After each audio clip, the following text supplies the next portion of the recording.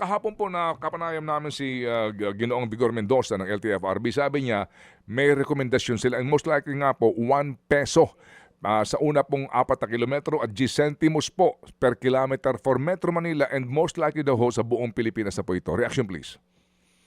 Tama po yan, Sir Ted and Ma'am DJ. Sapagkat 3 weeks ago, kung hindi lang po noong 2 weeks ago, 3 weeks ago, lumihan po kami ng Pasang Mata, Alto Dap, Pusil at ibang naming grupo sa kagalangan na Pangulong PBBM upang i-lift na po yung suspension na kanyang ginawa doon po sa inaprubahang aming petition per high itong nakaraang Pebrero o Marso.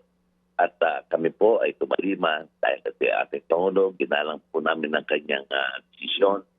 At yun nga po, nagkaroon ng mga fuel subsidy, nagkaroon ng mga AX na yan sa ating mga driver. At Sir Ted, Ma'am DJ, marami hong naging problema along the way of the distribution of this AX to all members of our transport sector.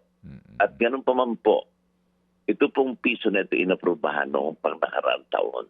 At kami nga po ang formal petitioners ng Pasang Mata at Alto Dapat Busina.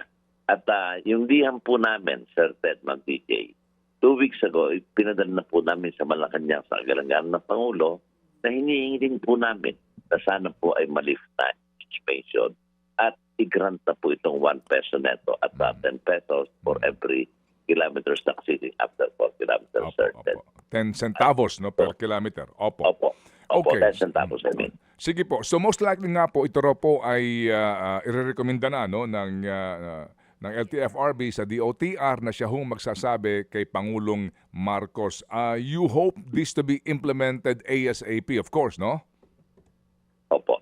Okay. So At, sir, go ahead, sir. Inaasahan nga po namin, Sir Ted, Ma'am DJ, na nga po with prayer sa aming petition na i-lift na ng Pangulo.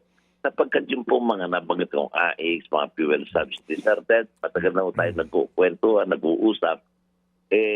Itim po ang buho ko, problema natin ng diesel Laging ito. Kanya nga po, sabi ko, yung transition natin sa electric vehicle, papunta na po kami dyan, Sir Ted. Babaguhin ko lang po, mawalang nga lang po.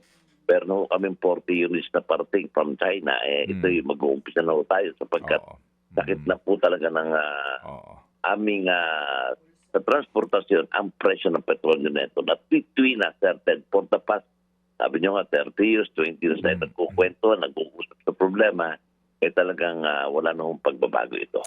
Mga kapatid, patuloy po kayong tumutok sa 105.9 True FM para sa totoong balita, impormasyon, music and entertainment. Mag-subscribe sa aming YouTube channel at podcast at sundan nyo kami sa Facebook, Instagram, X at TikTok sa True Network PH. Bisitahin din po ang aming official website, truefm.ph. At panoorin din kami sa True TV Signal, Channel 19. Kami po ang 105.9 True FM. Laging true sa'yo, kapatid.